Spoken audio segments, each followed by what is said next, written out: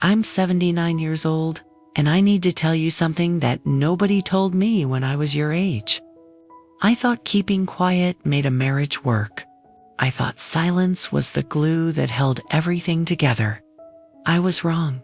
In those first years, I believed that if I just stayed calm through the little arguments, we would build something solid.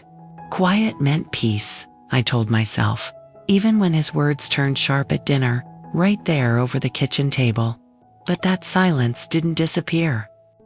It piled up like dust in the corners of our small house on Maple Street. It cost me pieces of myself I didn't even notice were missing at first, like favorite recipes forgotten in a drawer. And little by little, those missing pieces left me hollow. I wasted 45 years in that marriage trying to be the wife who never raised her voice, never caused a fuss. I cooked his favorite pot roast every Sunday, carrots pulled from the garden. I ironed his shirts on the old board in the hallway until every crease sat exactly where it should. I nodded through his long days at the factory machines, bosses, complaints listening without complaint of my own. And inside me, resentment grew quietly, like a root cracking concrete under the porch. Exhaustion. A stranger staring back at me in the mirror. But 10 years ago, I found something in the attic that showed me exactly what I had done to myself.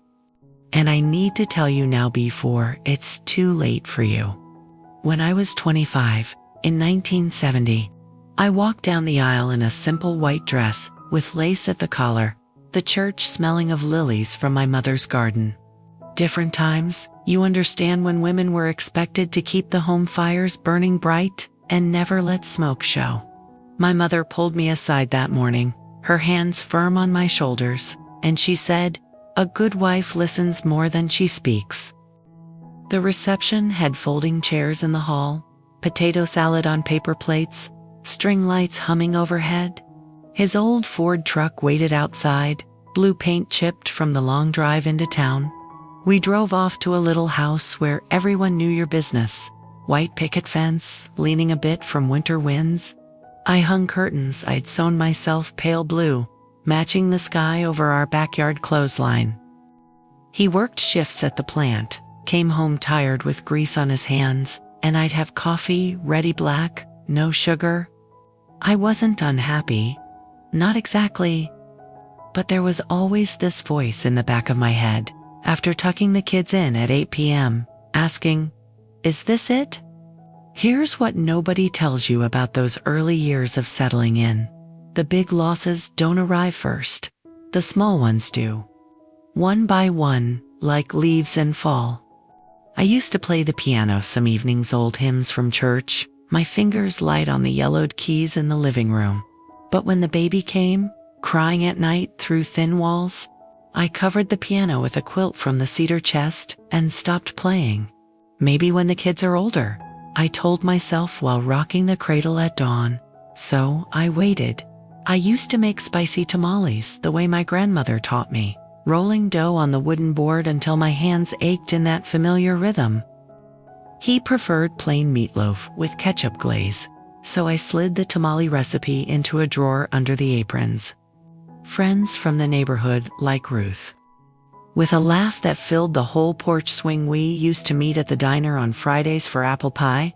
Then the kids' schedules grew, the errands multiplied, and those coffees faded out. Later, I said. So I waited. Let me tell you what happened in my 30s. I saw an ad for a night class at the community college, typing and shorthand something for me. Something that could belong to my hands and my mind. I mentioned it over pork chops one evening, the kitchen light yellow from that single bulb overhead. He looked up from his plate, fork paused, and said, "Why bother now? The family's fine as is." I folded that newspaper clipping into my apron pocket that night, feeling its edges crinkle. Maybe after the next baby, I told myself, staring into soapy dishwater. So I waited. I thought maybe, later on, the moment would come. I was wrong again. The class filled up without me that fall.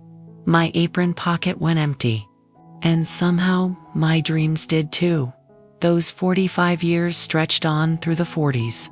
The kids hit high school Friday night football under bright lights, me up on the bleachers with a thermos of coffee warming my hands. Relatives got sick. My sister developed a cough that wouldn't quit in that damp house next door. I drove her to appointments in our old station wagon, rain streaking the windshield. Then retirement whispers started for him. Golf clubs leaned in the garage and gathered cobwebs.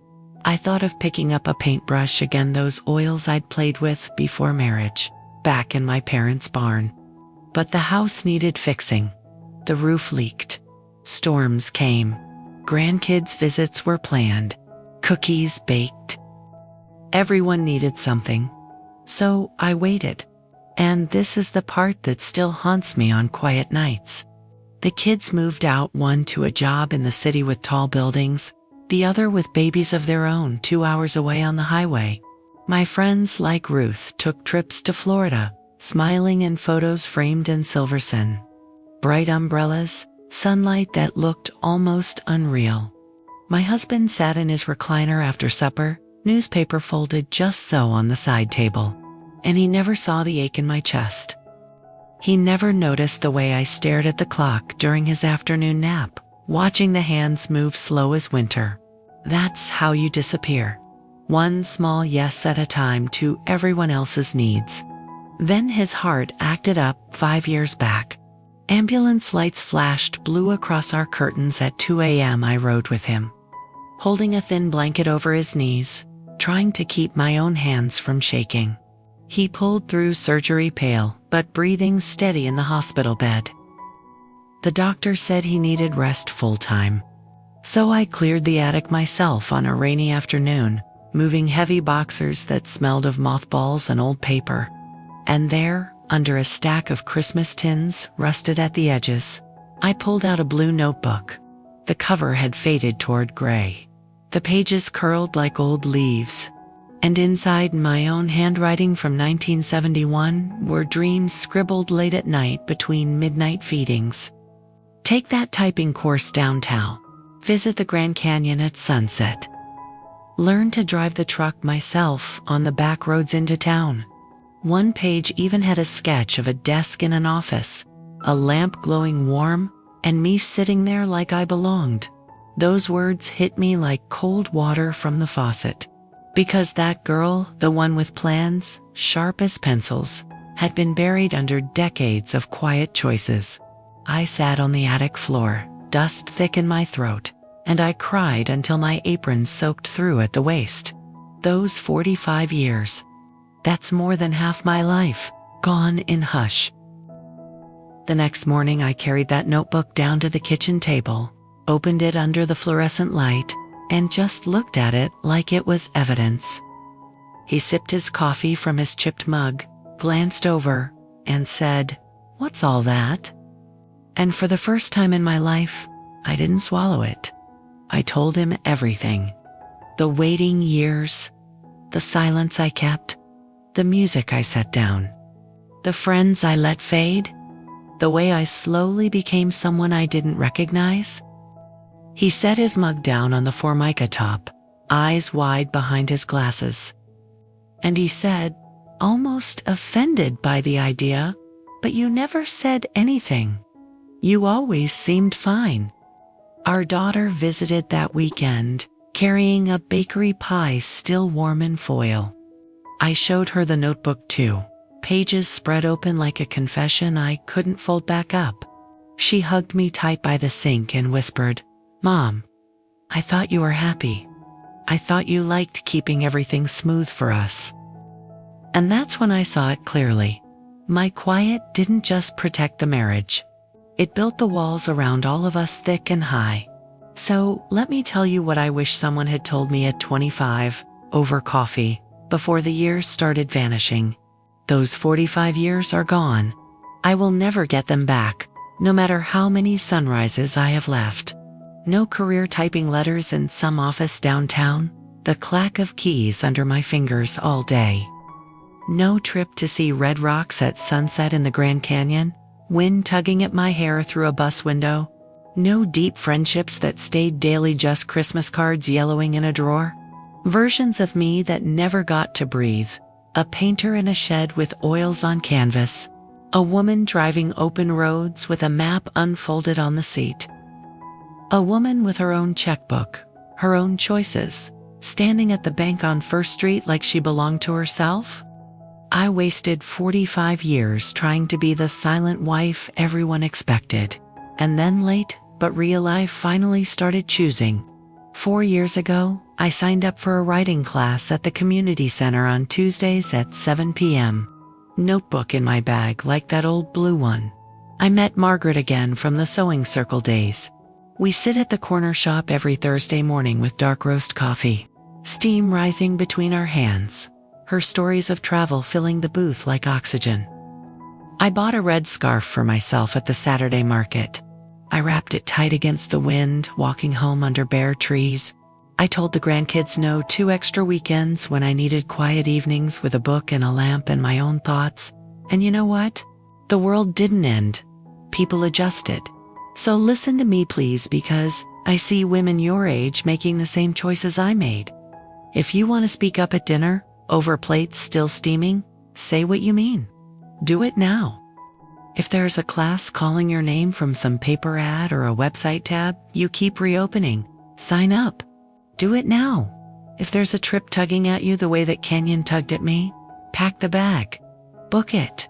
Do it now, before life fills the space again. And I know what you're thinking. What about my family? What about my responsibilities? What about all the people who need me? You can be a good person and still have boundaries. You can love them deeply and still have a life of your own. You can care for others without disappearing inside the caring. Your life is not a practice run through someone else's days. You think you have time? You don't. Later never comes the way you think it will. Later shows up as a mirror and a lump in your throat and the question, where did I go?